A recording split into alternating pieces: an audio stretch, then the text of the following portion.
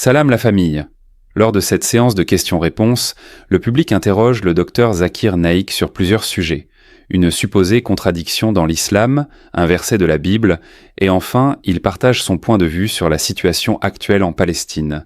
Des réponses franches, argumentées et remplies de références. Rappelez-vous de vous abonner à la chaîne afin d'atteindre les 200 000 abonnés. Je m'appelle Ahou Naila. Je suis femme au foyer et en fait, je représente une question de la part d'une Américaine non musulmane qui ne peut pas assister à cet événement ce soir. Et la question est la suivante. Enfin, elle a demandé comment les gens vont au paradis.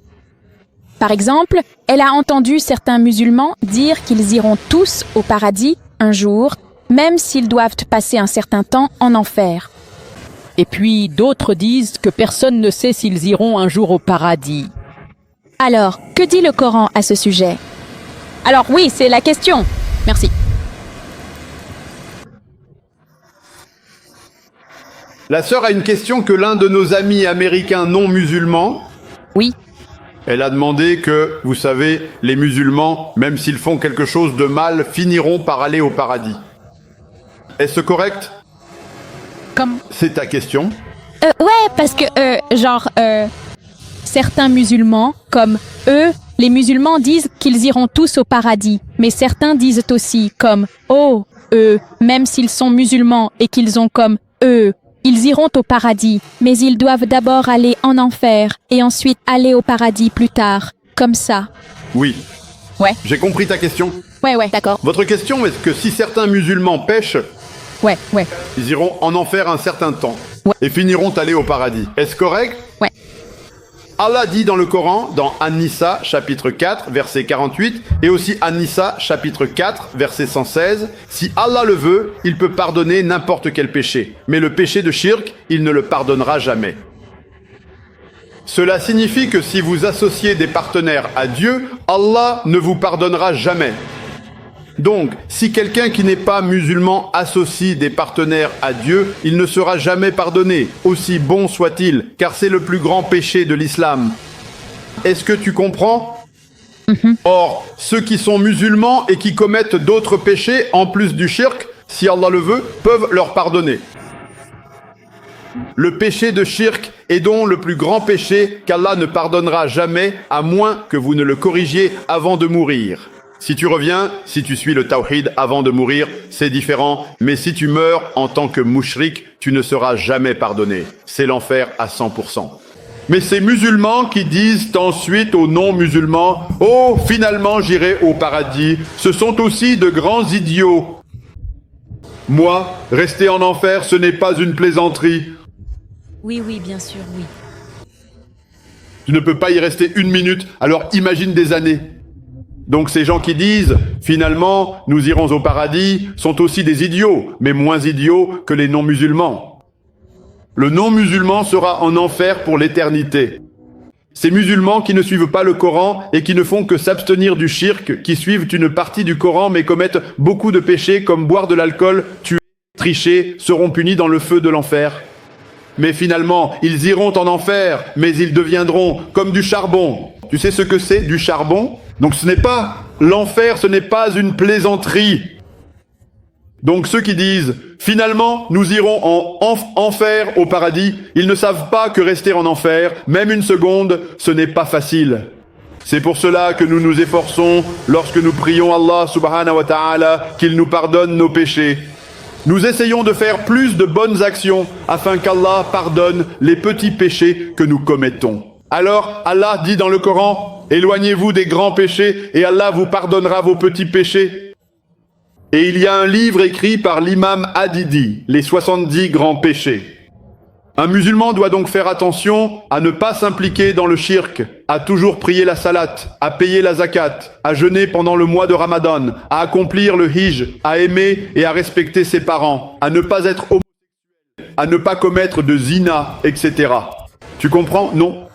Nous, musulmans, devons donc veiller à suivre autant que possible les enseignements du Coran et des hadiths et, Inch'Allah, veiller à nous éloigner des péchés majeurs.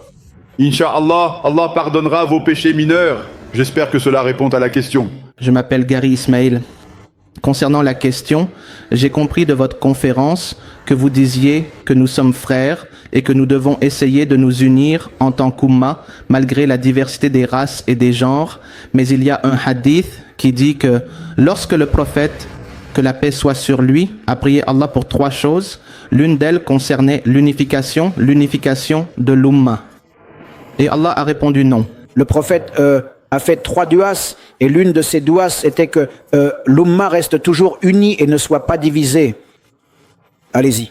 Oui. Pouvez-vous parler plus lentement et plus fort pour que l'orateur comprenne bien? D'accord, je vais réessayer. Non, continuez là où êtes arrêté. D'accord.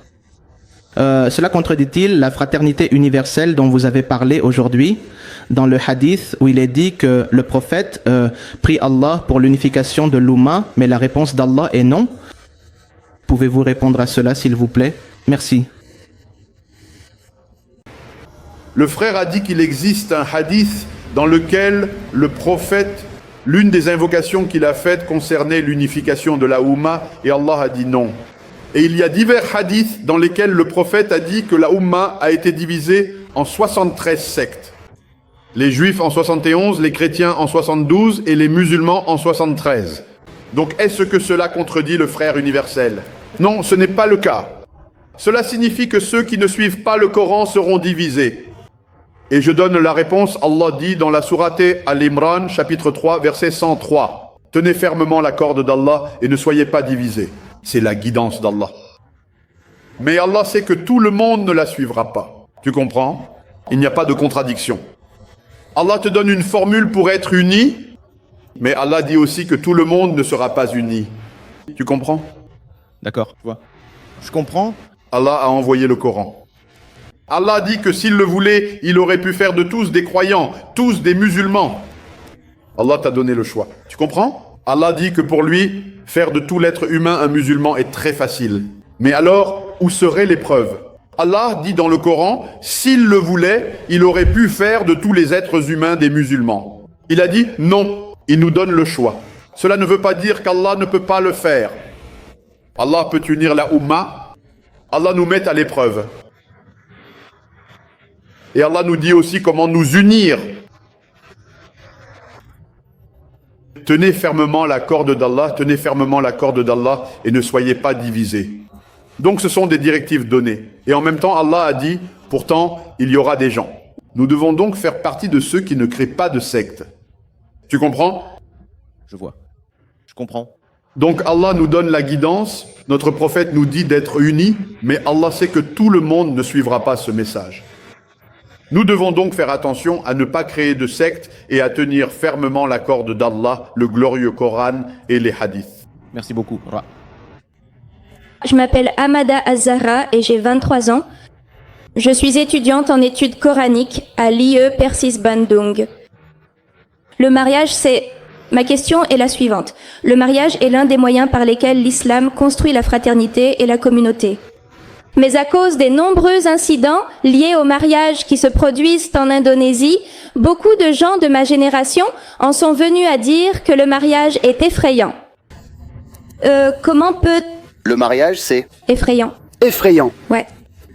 Comment pouvons-nous corriger cet état d'esprit et raviver le véritable esprit du mariage comme voie vers la paix et la fraternité islamique? Merci.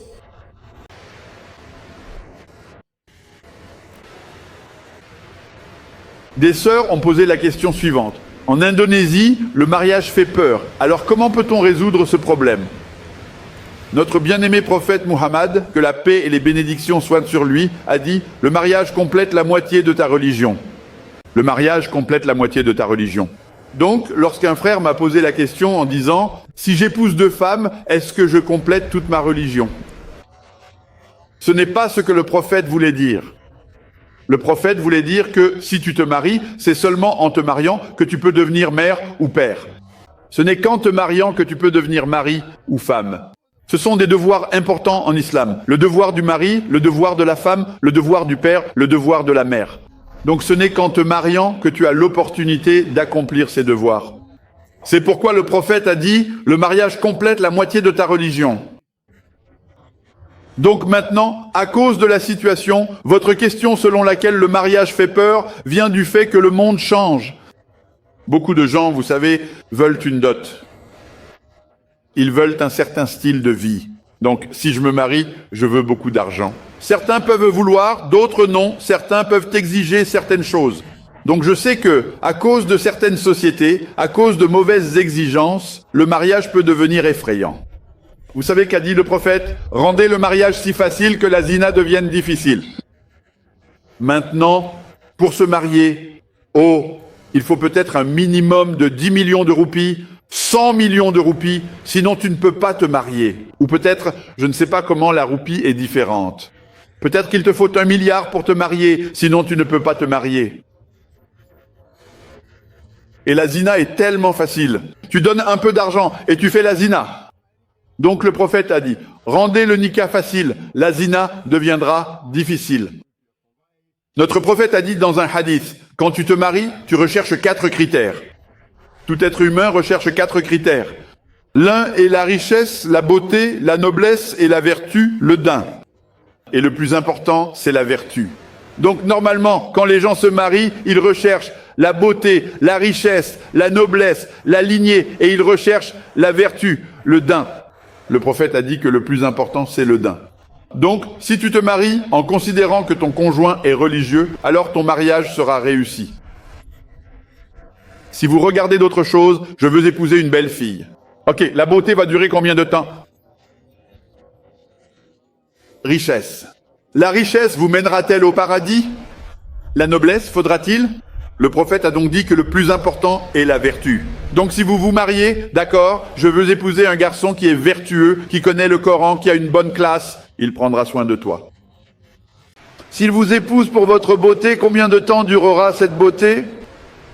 Ainsi le prophète a dit que le plus important c'est de la religion, c'est une vertu. Donc si votre société indonésienne revient au hadith du prophète, que nous devrions chercher des conjoints qui sont religieux, vous verrez que toute l'Indonésie deviendra plus religieuse. C'est le cas maintenant, mais ce n'est peut-être pas à ce niveau-là. Vous verrez, vous trouverez plus d'Indonésiens devenir plus religieux et toute la société s'améliorerait et les gens aimeraient se marier. Ils ne diraient plus que le mariage fait peur. En fait, Allah dit dans le Coran au chapitre 30, verset 21, qu'Allah a mis l'amour et la miséricorde entre les cœurs de l'homme et de la femme. Allah dit au chapitre 2, verset 187, « Ils sont vos vêtements et vous êtes leurs vêtements. » La femme est le vêtement du mari et le mari est le vêtement de la femme. Donc, si vous suivez les directives du Coran et si les deux sont islamiques, il vous sera difficile de vivre sans elles. Écoutez, je trouve difficile de vivre sans ma femme. Et ma femme était venue avec moi, mais elle ne se sentait pas bien, alors elle a dû retourner en Malaisie. Elle donne des conférences à Jakarta. Elle est vidaï. Je suis aussi vidaï moi-même. Donc, si vous avez une bonne épouse ou un bon mari, vous aimerez être ensemble. La vie, c'est un chemin vers le Jannah. Ce n'est pas effrayant. J'espère que cela répond à votre question. Assalamualaikum warahmatullahi wabarakatuh. Je m'appelle Wisnu Soleh. Je suis un activiste et ma question est tout à fait conforme à la Bible, plus précisément dans le livre de Samuel, chapitre 15 et verset 3. Maintenant, attaquez les Amalécites et détruisez tout ce qui leur appartient. Ne les épargnez pas. Faites mourir hommes et femmes, enfants et nourrissons, bœufs et moutons, chameaux et ânes. Les Amalécites sont connus pour être les ennemis d'Israël. Israélites ou Israël? Vous avez dit que la Bible ne dit pas qu'il faut tuer les bébés. Pouvez-vous expliquer cela d'abord, s'il vous plaît? Merci. Si vous faites référence au verset de la Bible dans le premier livre de Samuel, chapitre 15, verset 3, oui. Ce à quoi je faisais référence, c'est qu'il ne faut pas tuer d'innocents. Des innocents.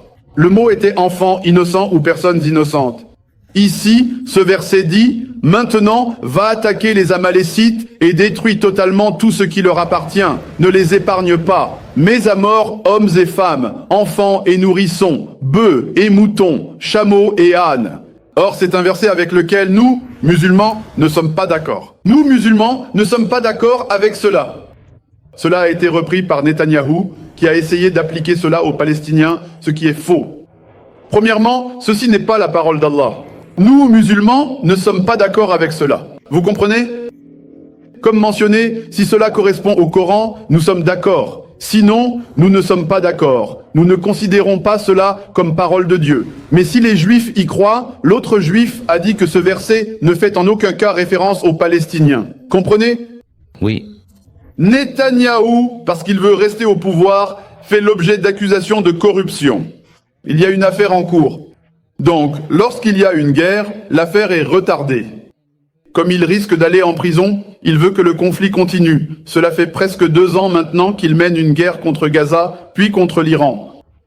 Donc, les Juifs pratiquants disent que ce qu'il fait est mal. Vous comprenez? Oui. Nous, en tant que musulmans, ne croyons pas que ceci soit la parole de Dieu. Nous ne pouvons pas croire ce mot. Que Dieu puisse dire de tuer les enfants, car les enfants sont innocents. Oui.